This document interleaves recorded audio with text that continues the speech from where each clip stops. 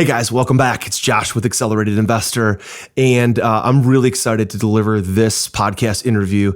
My guest on this call, which you're about to hear from, is Dave Seymour. Dave has been a friend of mine for over 12 years. We first met back in 2009 at a affiliate and joint venture and real estate marketing summit. Dave is the host of Flipping Boston. You may have watched that show on HGTV, where him and his partners flip houses and wholesale properties in the Boston market and submarkets. And in this interview, Dave and I talk about everything from what he's up to now, which includes commercial apartment investing in assets between 50 units and 150 units. We also talk about the impact that COVID has had on private lending. We talk a little bit about Dave's introduction to real estate and attending seminars and how he put $27,000 on his wife's credit card, how he talks about his wife was his very first private lender during that transaction so he could get his real estate education. There's a lot of nuggets in here about building your business. There's several nuggets in here about raising capital and finding deals. And finally, we talked to Dave about the advice that he would give his younger former self. Dave is currently standing up a $100 million fund to invest in multifamily and apartments, and they already have $8 to $10 million committed. He's an active investor. He's a longtime friend of mine. I really hope you enjoy this interview with Dave Seymour from Flipping Boston. Welcome to the Accelerated Investor Podcast with Josh Cantwell. If you love entrepreneurship and investing in real estate, then you are in the right place. Josh is the CEO of Freeland Ventures Real Estate Private Equity and has personally invested in well over 500 properties all across the country. He's also made hundreds of private lender loans and owns over 1,000 units of apartments. Josh is an expert at raising private money for deals, and he prides himself on never having had a boss in his entire adult life. Josh and his team also mentor investors and entrepreneurs from all over the world. He doesn't dream about doing deals. He actually does them, and so do his listeners and students. Now sit back, listen, learn, and accelerate your business, your life, and your investing with the Accelerated Investor Podcast. So Dave, so excited to have you on the show. Thanks so much for jumping on. Hey, Dave, let's jump in right away. Tell me about some projects, some things in your real estate business and your entrepreneurial journey that you're working on right now, this week, this month, that you're excited about. Yeah, man, absolutely. Thanks for having me on, brother. It's been a while, man. Great to reconnect with you. Great question. What are we doing right now today in this environment, this real estate environment? And let's just be frank, my man, it's a challenge, right? It's a challenge. Mm-hmm. So, I met with some experts, some people in my network, some real good friends of mine that I trust, know, and love, operators, performers, and we've transitioned over into commercial real estate at a very high level. Nice. We're in the middle right now. Yeah, we're in the middle right now of looking at multifamily real estate. We went through our Securities and Exchange Commission Reg D certifications, so I can market for capital to give my investors returns. And look, man, we're kind of. I was talking to an attorney yesterday, and you'll appreciate this one, Josh. Yeah. I'm telling him about the business model, right? Buying 60 to 150 commercial multifamily apartment complexes in the Florida market. Fluff and buff, make them a little prettier, raise the rents, raise the value, boom, sell them. And you'll love this. He says to me, he goes, Dave, I'm a really, really good personal injury attorney. But that's what he said. Like, what? He goes, I don't know anything about real estate. He said, but can I dumb it down? I go, yeah. He goes, it's your TV show, Flipping Boston on steroids, right? Yeah. And you know what, man? Like, I'm using all the big fancy terminology and words and, pref return and mezz lending and, 70-30 loan. I'm giving him the whole, real estate spiel that you and I just live in day out. And he's right. Like, oh, it's like flipping Boston. It's like taking a little house and putting that on steroids. Yeah. And I'm like, you know what, brother, you're absolutely right. So that's where we're at, man. We're buying large apartment complexes, and we've got about, I'd say 8 to 10 mil committed. And the fund is $100 million raise.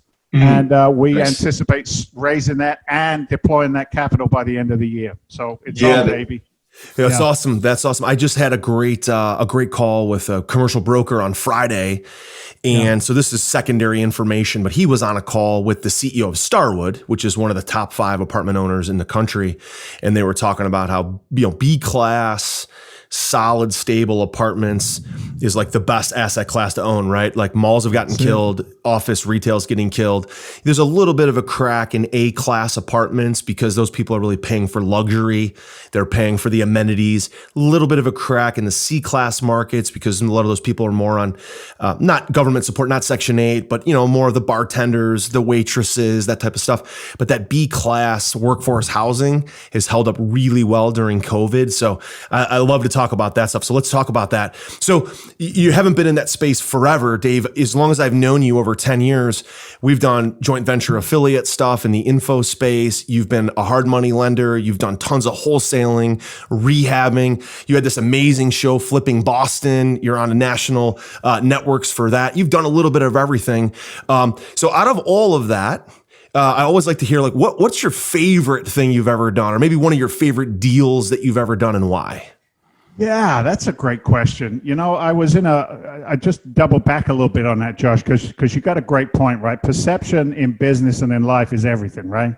What are you known for? If people say, oh, that's that guy, what's their next commentary afterwards, right? Right. And I was always known as that flipping guy. And I was in a marketing meeting with my team earlier on this week, and we got a young intern, fresh out of college, wet behind the ears. And he's like, please don't bark at me. Don't get upset with me. He's like, but why are we talking about you as this apartment guy, like this commercial real estate investor? You're the guy from Flipping Boston. You throw a hammer or you do a wholesale transaction. And I'm like, immediately my ego steps up. Like, who the hell do you think you are? Yeah. Right? Puff my chest out. Yeah. But then, out of the mouth of babes, it was one of those moments.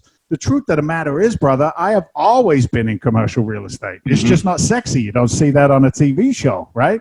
There's no drama in it. So, my very best deals are the deals that have taken care of my family and my investors. I'll give you a perfect example of one. It was generated through a single family deal that we did recently. There was some marketing that was out. So I'll say within 18 months, the marketing went out, 18 months back. I'll make it quick, but it's a really pertinent story. The lady inherited a house. The house was abandoned. Her daughter had some issues with some substances.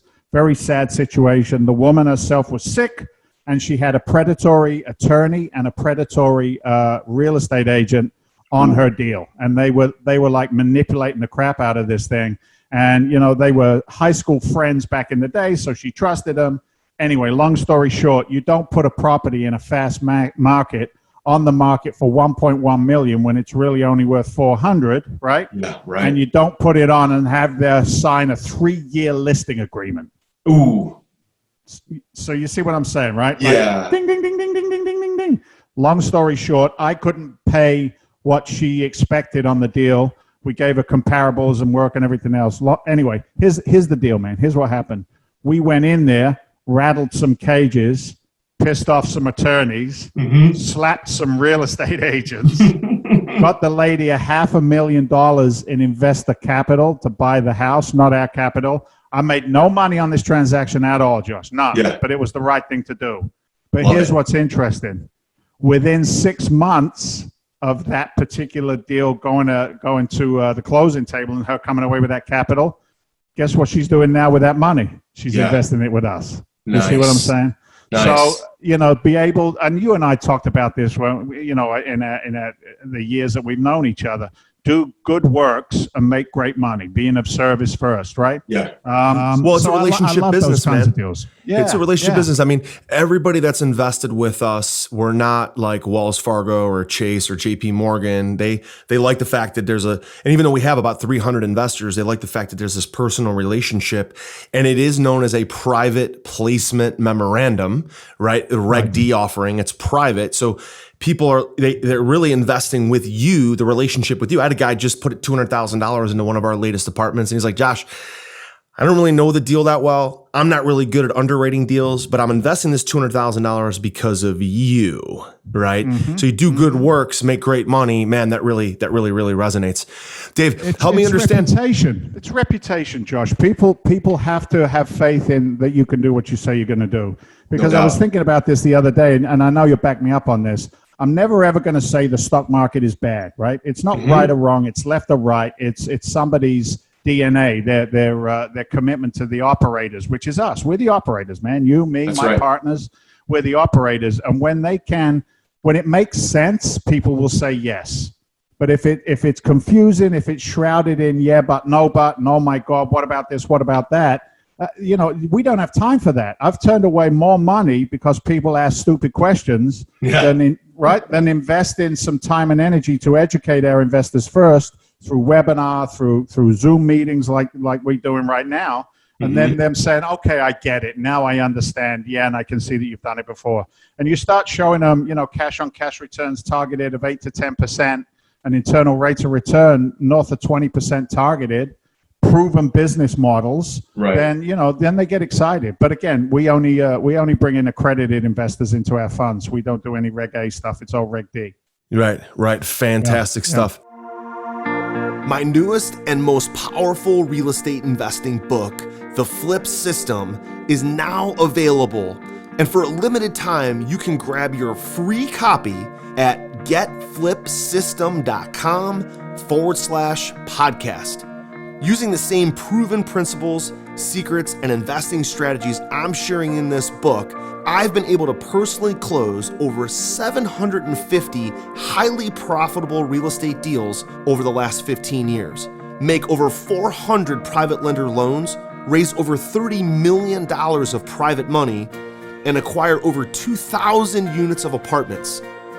Get my newest book now for free for a limited time at getflipsystem.com/podcast. That's getflipsystem.com/podcast.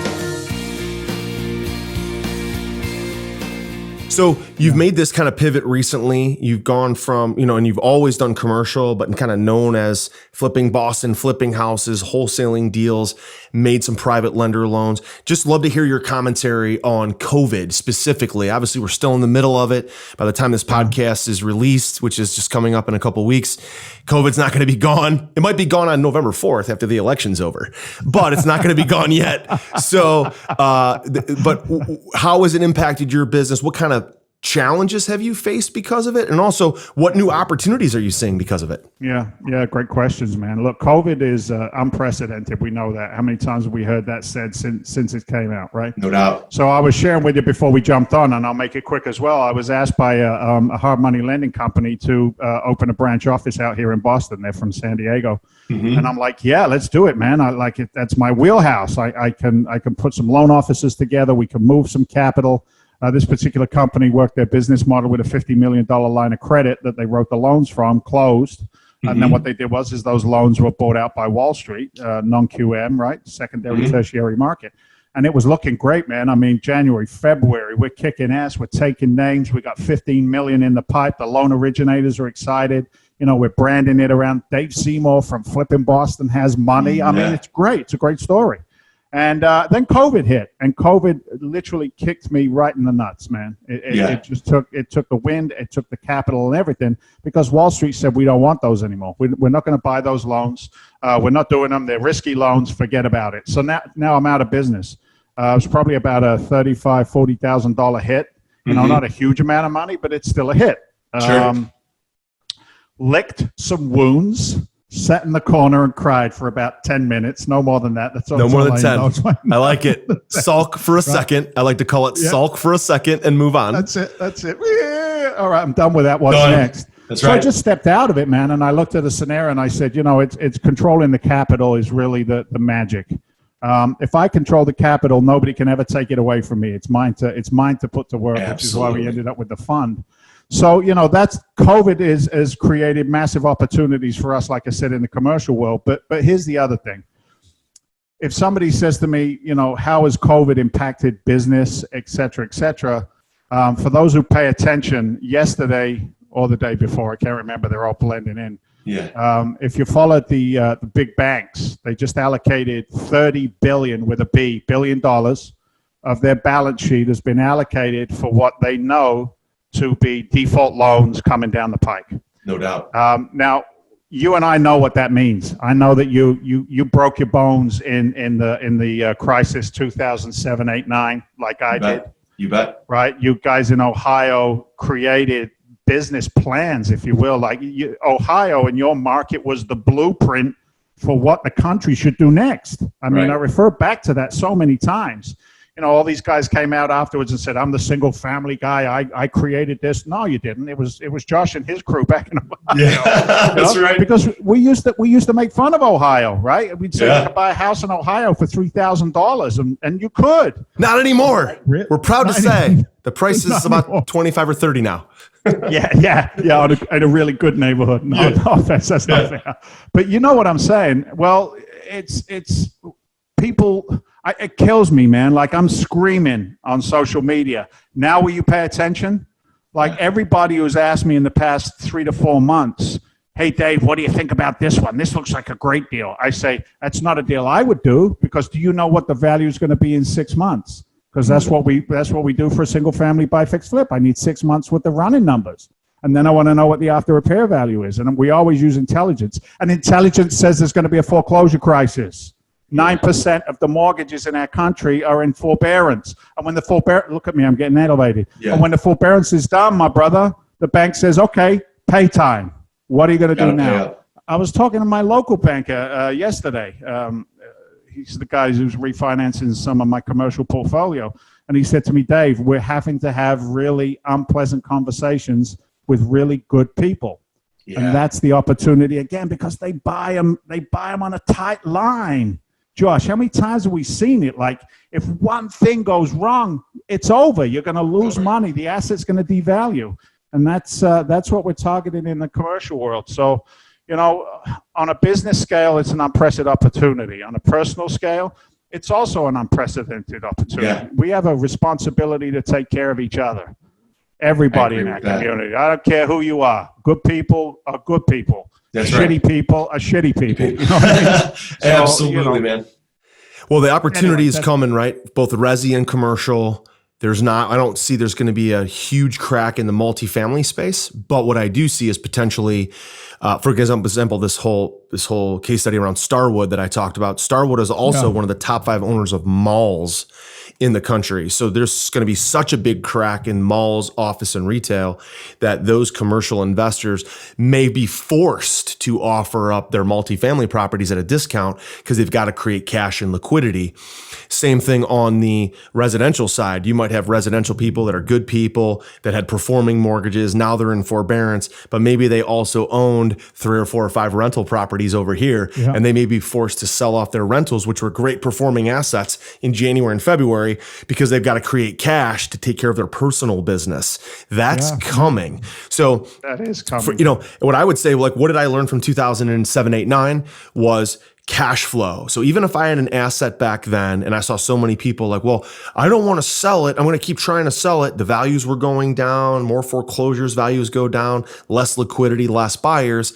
The way you get through a recession is with cash flow. So even if you're able to cash flow that asset and just break even or even lose a few $100s a month, rather do that and hold on to the asset. Long term, that piece of real estate, when you really need to sell it, is maybe 10 or 20, 50, 30 years from now. That's when it's really going to be worth the money. The idea of, there's going to be market cycles, right, Dave? There's going to be times of 2008. There's a lot of people that held on through 2007, 8, 9. Not everybody got slaughtered, but it came from cash flow. So renting those properties out, getting them stabilized, getting people into them, selling off what you can now. The market's still good. There's lots of people buying and selling houses right now, but there's going to be a lot more foreclosures, forbearances, defaults coming up over the next 6 to 24 months. It's inevitable. We got 40 million people out of work. So it's just got to happen.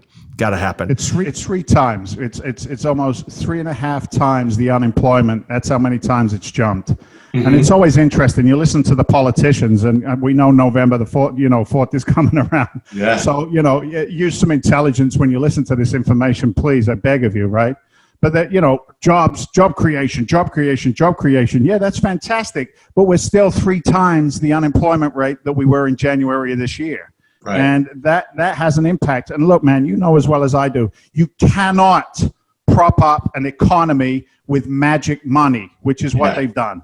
That's PPP, right? Another round of PPP. The unemployment just ended this week, so that no more $600 coming in anymore.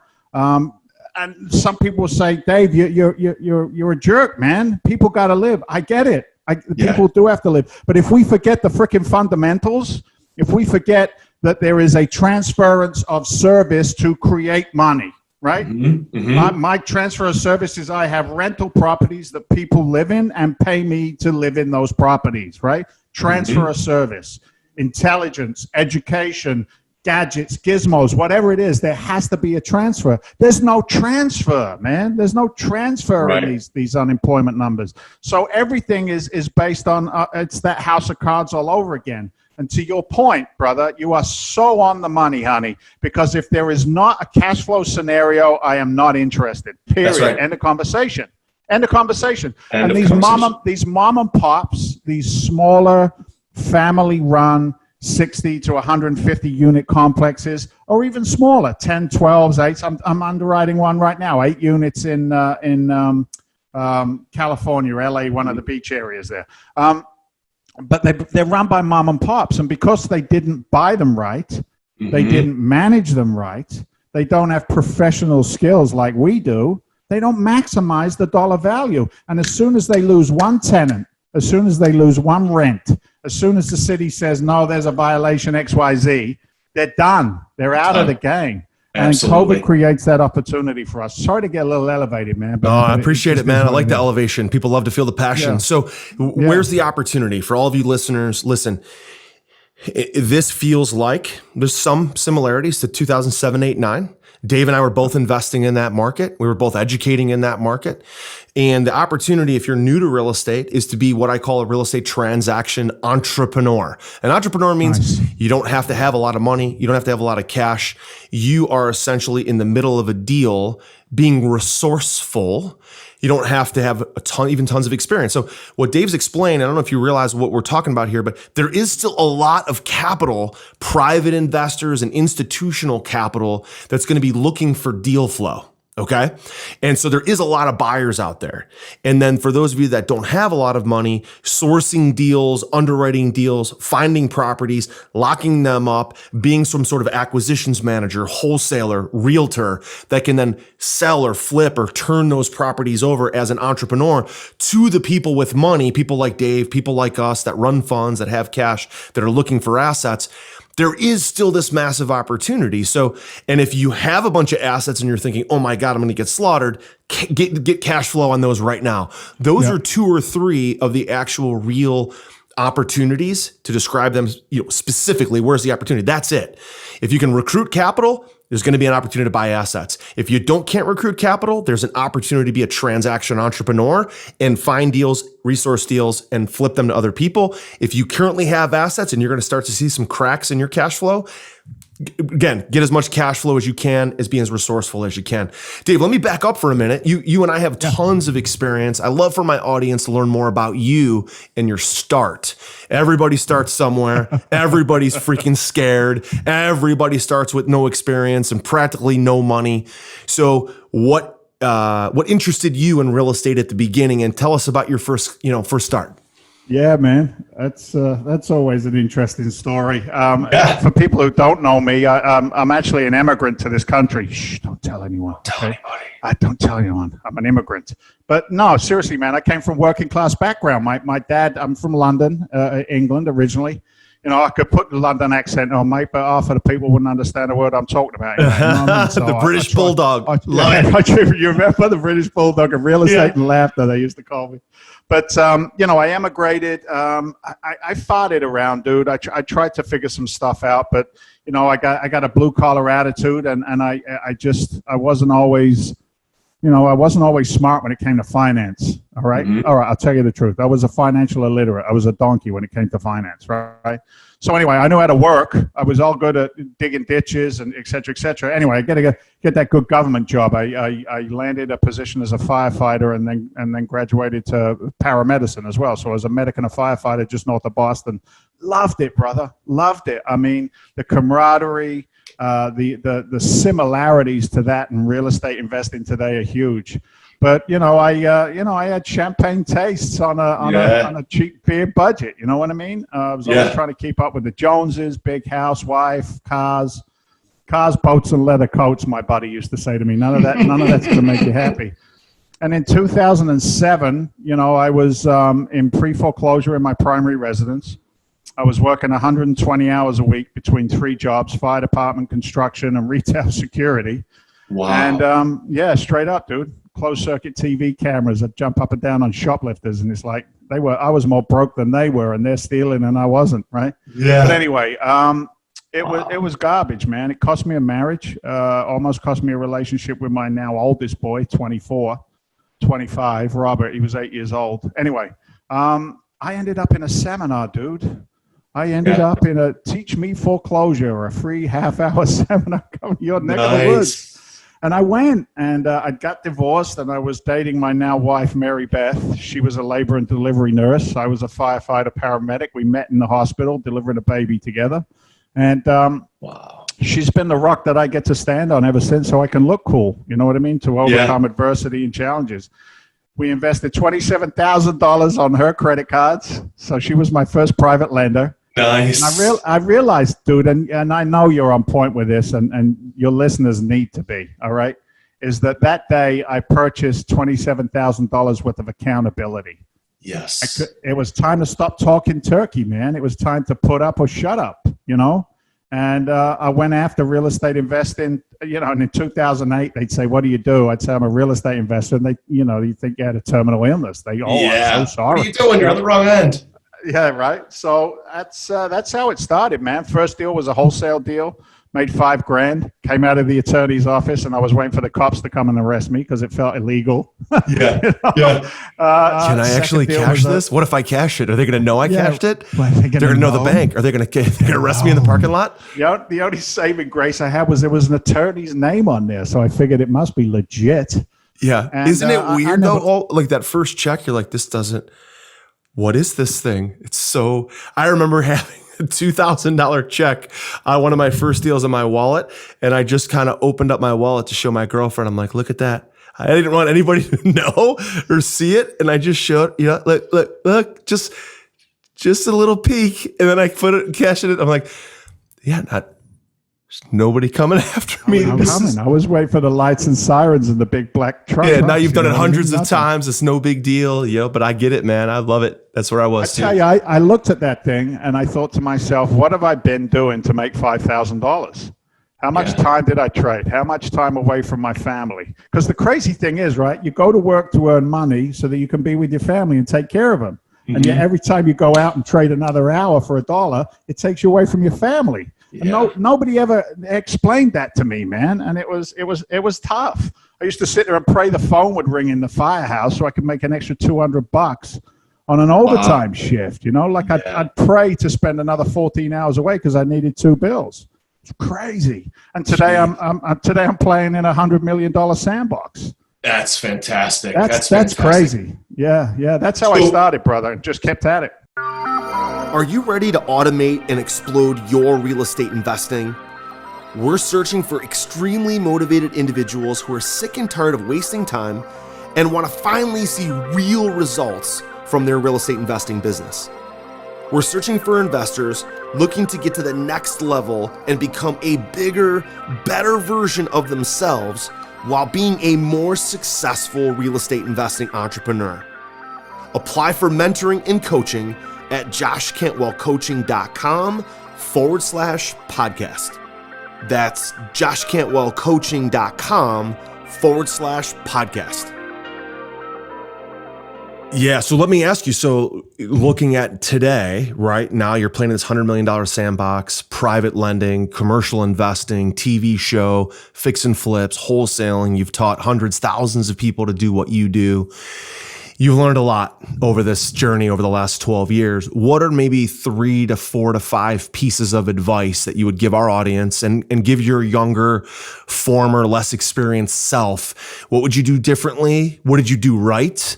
What are some things that you thought, man, I'm really proud of, or things that, man, I really screwed up that I would do differently? What are some things that you'd kind of pay it forward and pass back to our members? Yeah, that's a powerful question, brother. There's so many different moments, but the first one is this: the very first time we got interviewed on a pundit network, it was Squawk Box, and the guy on the show there was trying to break my stones a little bit, and he said to me, Other than get yourself a reality TV show, what would you tell people they needed to do to become a successful real estate investor? And I coined a phrase back then that I've kept true to even up to today, and that's educate, don't speculate. Right? I'll say it again: educate, don't speculate. I think that's probably a powerful strategy, because everybody wants to pontificate about how smart they are, right? They want they like the talkers, you know what I mean, instead of the doers. And surrounding yourself with people who are smarter than you is important, man. I mean, I don't want to be the smartest guy in the room. Yes. You know, as CEO of this company today, you know, I'm not the smartest guy on my team. I just know how to attract the right people to make our team proficient, right? Right. So I think humility is important. I think hunger, man. This isn't like a passive, I think I'll just dip my toe into real estate. Even as a passive investors, like the doctors and the lawyers and the people that we take checks for $100,000, you know, although it's a passive investment for them, they still engage with us so that they know what's going on, right? Pay attention.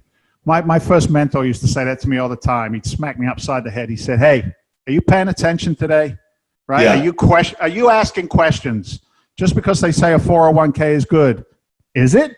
Ask some questions. Just because they say saving money is right, is it?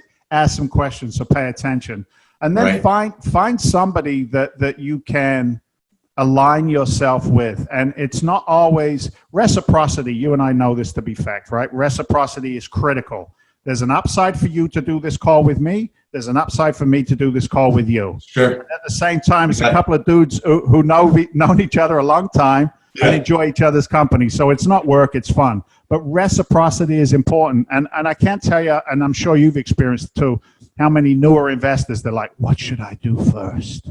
Yeah. And I always say to them, here's what you do first. You find out what skills you have now that you can bring to somebody like me. Mm-hmm. If you're a younger generation, is it your online abilities, your computer skills? Can you make some phone calls? Can you drop some flyers? Can you participate in some way if you don't have Ben Franklin's to put into the game, right? Right. Because if you don't have the Benjamins, people go, well, you need money to make money. Well, that's what the rich people tell the poor people, so they don't try and come in and take the money. Right, I mean? right. So I don't know if in all of that blurb, there's a couple of gems in there, Josh. Yeah, there is. You know, commitment, man. Commitment, courage, commitment, and just understand. Always play worst case scenario. What's the worst thing? Somebody says no. Yeah. Celebrate the no's because you're getting closer to a yes. Right? Absolutely. Right? I talk about to my audience a lot, like you may have a goal that you want to accomplish this year, and a lot of times within this year, like people say, well, I've never done a real estate deal, but I want to make $1 million. I said, okay. Let's make that the goal. Let's make it the goal this year because you're passionate for it. However, if you don't accomplish it this year, don't give up on the goal of $1 million. Just stick with it until you actually hit that $1 million. Like I've got note cards. I've got these 3x5 note cards I keep with me. And I remember writing these out in 2017. Things I wanted, relationships, house, car, changes, cash flow, equity, everything in my personal life, my relationship life, my financial life. A number of things, those things have happened, which is awesome. A number of them have not happened. I didn't throw the cards away and start over. I just stick with it until they actually come. It might take me an extra couple of years. Fantastic.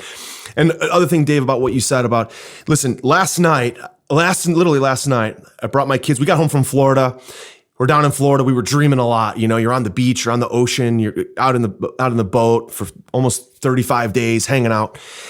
we got home and all of a sudden it was kind of back to normal, back to Ohio. Kids are going to volleyball. Wife is busy with the kids. I'm kind of back to work a little bit, this and that. And all of a sudden I could feel the dreaming kind of dissipate. Yeah. And so I got out the whiteboard. I put it up on top of the big island we have in the middle of the kitchen. My wife's like, get that whiteboard, that tripod thing off my countertop. I'm like, no, I've got a point here. And I said, everybody sit down. Everybody sit around. Everyone's sitting in a chair. They're up on the island. I said, guys, listen, when we were down in Florida, we were dreaming about the next house. We were dreaming about buying acres of land. Kids are dreaming about me building them a gym and a volleyball court, indoor basketball court. My wife's dreaming about this massive pool with the waterfall and the pond in the front with the fountain. And we've got a beautiful home now, way more house than we need. But we were dreaming. All of a sudden, Ohio, bam, smacks us in the face. And we're like, yeah, we're back to, golf lessons and school's going to start. And so I'm like, no, I'm not going to let go of this dream. So for about a half hour, I've got pictures of I'm going to post them on Instagram later today, of them like dreaming about where would the basketball court go? Where would the house go? Where would the guest house go? Where's the fountain? And sure enough, I'm now aware we've been dreaming about this now for about 60 days. All of a sudden, the world tends to reward people who focus, like you said, who commit. So we're committed to this. All of a sudden, I've come into some knowledge that the 5 acres directly behind my house is owned by a woman. Husband recently passed away about 8 years ago. I cold called that woman, Dave, about 30 days ago. And after owning this property for 40 years, she's now thinking of selling it. And it's landlocked. Development over here, our beautiful neighborhood here, another street over there. Nobody's going to buy this land except for us, right? So when you commit, right, when you're into it, and even if that goal like that I set 3 years ago didn't happen 3 years ago, but we just stay committed to it, it's going to happen. You and I have pivoted many times from wholesaling to residential, to commercial, fund management. We just keep sticking with it until, right? So that's one of my takeaways. Dave, last couple questions. Yeah, man. Let me just fire away with a quick question, maybe quick response. What's your favorite acquisition strategy now for both either residential or your commercial apartments? What's the one thing you love to do the best, love to do the most to find deals? Other people's capital and pay great returns consistently, period. Got it. And what's your favorite way to recruit capital? To talking to new investors, meeting new investors? Yeah, we do a number of different ways. I mean, there's a lot of online marketing to get through the amount of people that are out there. So a really good online funnel system takes away a lot of the manpower hours. And then for me, I just love to sit down with them one-on-one or do a Zoom call with them. Like I got a bunch of doctors coming on a call later on today.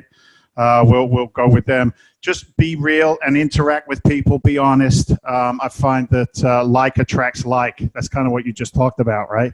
You know, belief that they're going to participate because it's the right thing to do. So I use systems, processes, mail, online, business, press releases. Get through all the noise. Get down to the real core group of people that you can help, and then just interact with them and talk to them. Fantastic. Love it. Now, Dave, you guys have come out with, you and your partner have written an amazing ebook about investing in multifamily and apartments. I think you said you were going to make that available to our audience for free if they wanted to download it. Tell us where they can get that. Yeah, go to freedomventure.com. Freedomventure.com. It's our front door. Tells you a little bit about our investment strategies and what we're doing. Scroll down to the bottom of the page, and there's a free book in there with my that I wrote with my property manager. He's been an investor longer than you and I. He's been working with investors for probably 20 years in his career. Super guy from Chicago, Johnny Dessau. And we wrote this book together. And the title of the book is Unlocking the Code to Multifamily Investing. So they can just click on there, put in some info. We'll download the book for them. Good read, good information. And then maybe we build a relationship from there. So yeah, that's a gift. Fantastic. There you have it. Dave Seymour, thanks so much for joining me today on Accelerated Investor. Thanks, brother. Great call. Appreciate you. So guys, listen, I really hope you enjoyed that interview with Dave Seymour from Flipping Boston on Accelerated Investor. Please do me a favor, go out to all the social media networks, Facebook, Instagram, LinkedIn, and share this interview with everybody that you can so we can get this out to as big of a community as possible. I just want to say thank you for engaging with me and Dave today and spending some time with us, whether you're on the, at the gym, whether you're in your car, wherever you are. We love you. We support you. We're very very grateful that you're able to join us on these interviews, that we could be part of your real estate and entrepreneurial journey. If you enjoyed the interview, please go into iTunes right now, leave us a 5-star review and leave us a rating. Tell us what you liked about it. Maybe it was Dave's accent. Maybe it was some of the questions I asked. Maybe some of Dave's advice. I appreciate you being here on Accelerated Investor. Take care. Hey, Josh here. And do you want to win a free Accelerated Investor t-shirt? All you have to do is give Accelerated Investor, our podcast, Accelerated Investor, a rating and a review on iTunes. Okay? Do that now. Then send us a screenshot on Facebook or Instagram or Twitter.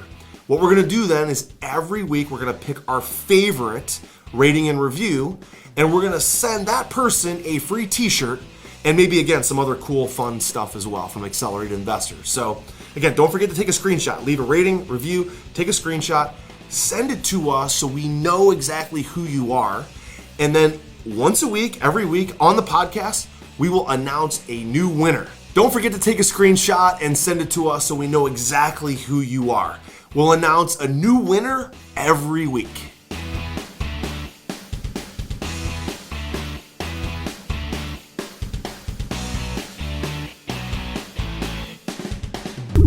You've been listening to Josh Cantwell and the Accelerated Investor Podcast. Leave a comment on our iTunes channel and let us know what you want to learn next or who you'd like Josh to interview. While you're there, give us a 5-star rating and make sure to subscribe so you can be the first to hear new episodes. Follow Josh Cantwell and his companies, Strategic Real Estate Coach and Freeland Ventures, on all social media platforms now, and stay up to date on new training and investment opportunities to start your journey toward the lifestyle you've always dreamed of. Apply for coaching at joshcantwellcoaching.com.